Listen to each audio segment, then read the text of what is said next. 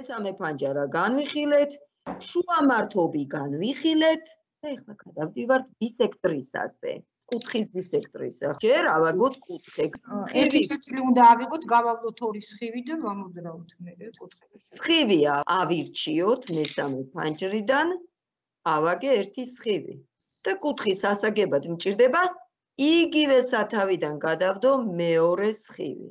ფერების შეცვლაზე აღარ დავკარგოთ დრო, უკვე იცით ფერების შეცვლა, ნიშნულობების გამოჩენაც უკვე იცით. მოდი ამ კუთხეს გადავიტან პირველ მეოთხედში. ამ წერტილებს. აი, აქეთ კიდევ ორ წრფეს ავაგებ. ერთი წრფე და მეორე წრფე. ანუ ორი წრფე ავაგე ურთიერთგადამკვეთი და მეორე მხარეს კუთხე ავაგე. იმისაც რომ გაჩვენოთ ინსტრუმენტის მუშაობა. და ეხლა ნახეთ რას ვაკეთებ. შევდივარ მეოთხე ფანჯარაში და ვირჩევ ბისექტრისას. ბისექტრისა ისეთი ბისექტრისა არ არის როგორც ჩვენ ვასწავლით. აქ აგებს როგორ ბისექტრისას იცით?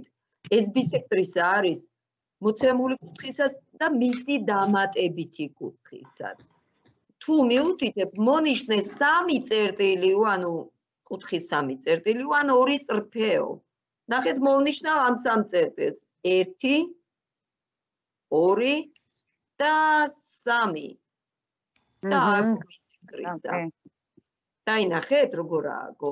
კუთხეს თუ შევცვლი, ბისექტრისა იცვლება მისი მდებარეობა. საწყისი კუთხისა და მისი დამატებითი კუთხის ბისექტრისა ააგო.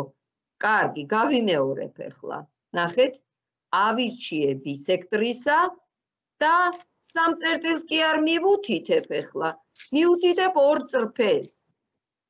ერთი წრფე მხარეზე გადავიდა. და მეორე წრფე. ნახეთ, ორი წრფის გადაკვეთის შედეგად ხომ 4 კუთხე მიიღება და ყველა კუთხისთვის გამომიჩინა ბისექტრისა.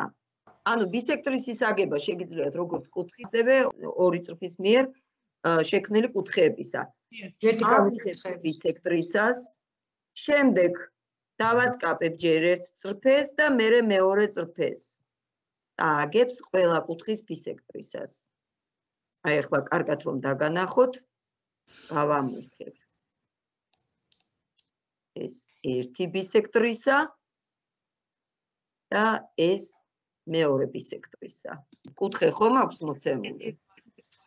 ბისექტრისის ასაგებას დავაწყაპებ ბისექტრისას და ვირჩევ კუთხის გვერდის წერტილი, წვეროს წერტილი და მეორე გვერდის წერტილი. ჩვეულებრივი ბისექტრისაა ეგო. კი ბატონო, ოღონდ ცოტათი მოგვიწევს თავის შეწუხება.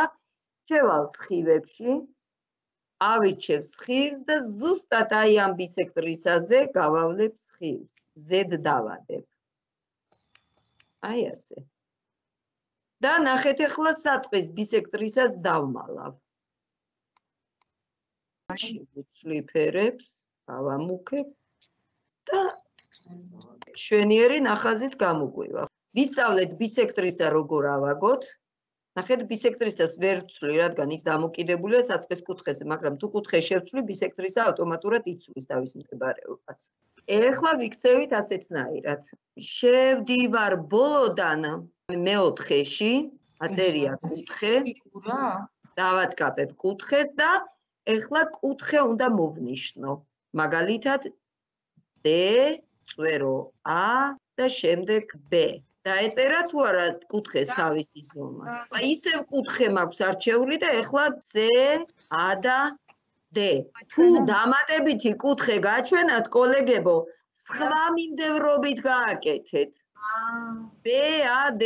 თუ ამ წერტილს გადაადგილებ კუთხის ზომას თუ შეცვლით, ყველაფერი იცვლება თუ არა ავტომატურ რეჟიმში. მოდი აბა უკეთესი რამე გასწავლოთ ახლა. დავდგები ერთ-ერთ კუთხეზე, აი აქ მოვნიშნე კუთხე და ფერებს შევუცვლი.